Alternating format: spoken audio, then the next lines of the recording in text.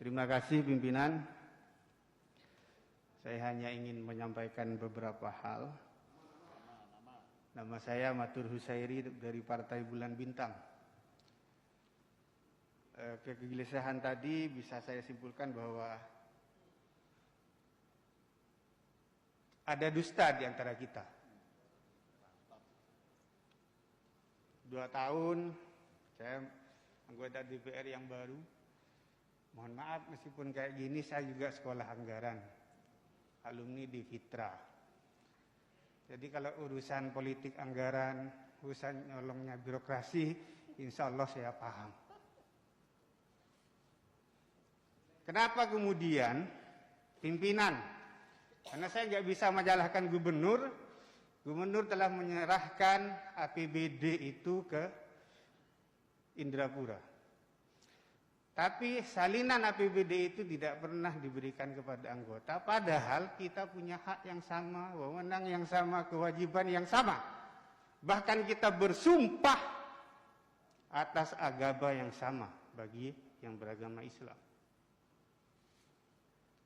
Lantas pengawasan seperti apa yang bisa kita lakukan terhadap pelaksanaan perda APBD? Kalau bukunya kita nggak dikasih. Dan anggaran untuk fotokopi itu kemana, kata Pak Amar tadi. Selain salinan APBD, salinan LHP BPK juga diumpetin. Ini maunya apa? Sejak tahun anggaran 2014, kami waktu itu di Jaringan Kawal Jawa Timur selalu menelisik anggaran dana hibah. Dan temuan itu sejak tahun anggaran 2014 sampai 2018 ada potensi kerugian negara 1,1 triliun. Ditambah dengan anggaran 2019 yang biasanya BPK menyajikan di buku 3, itu malah disajikan di realisasi anggaran. 2,9 triliun dana hibah itu tidak ber-SPJ.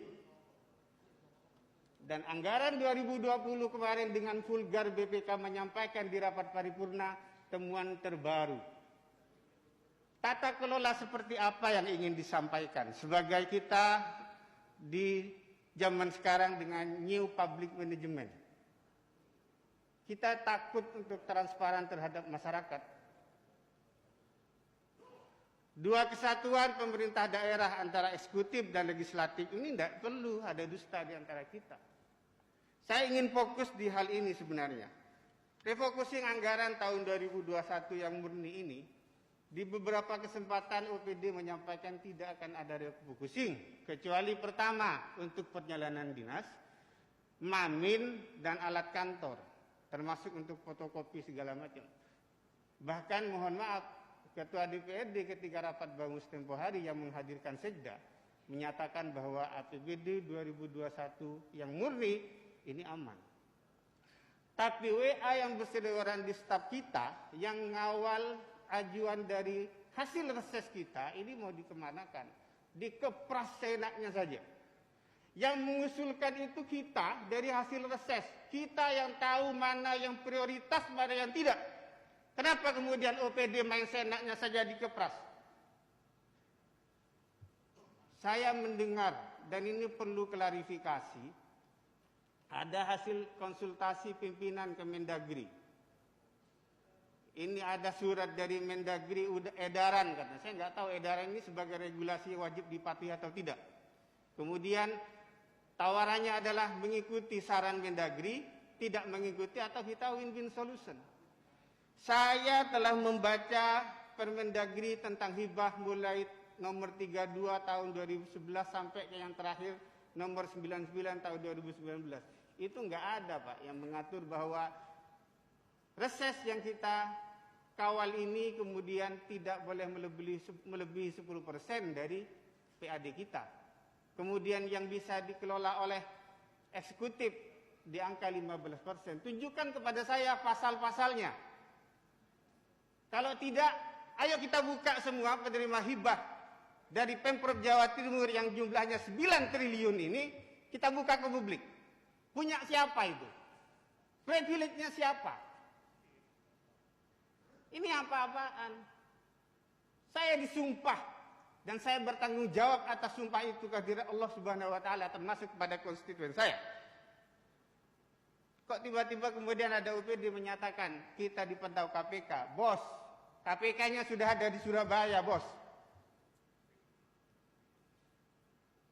Kok urusan KPK ditakut-takutin? Sejak tahun anggaran P2SEM kita nggak pernah takut kok. Nah, yang takut ini berarti ada masalah.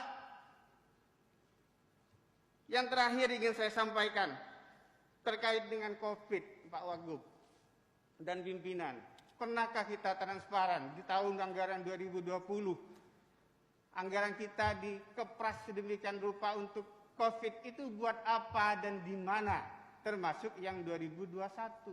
Pernahkah kita mendapatkan penjelasan dari eksekutif termasuk di OPD ketika rapat dengan komisi-komisi? Tidak pernah.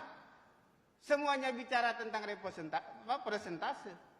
Realisasinya kita tidak tahu. Padahal yang saya tahu di kantor gubernur dan di rumah dinasnya itu banyak sumbangan dari pihak swasta. Saya khawatir ini kemudian diklaim menjadi belanjanya eksekutif. Mohon maaf, ini kecurigaan saya. Dan yang terakhir akan saya sambung di paripurna berikutnya tentang 4 gulipatnya dana hibah di Pemprov Jatim yang larinya ke Madura. Terima kasih. Pimpinan.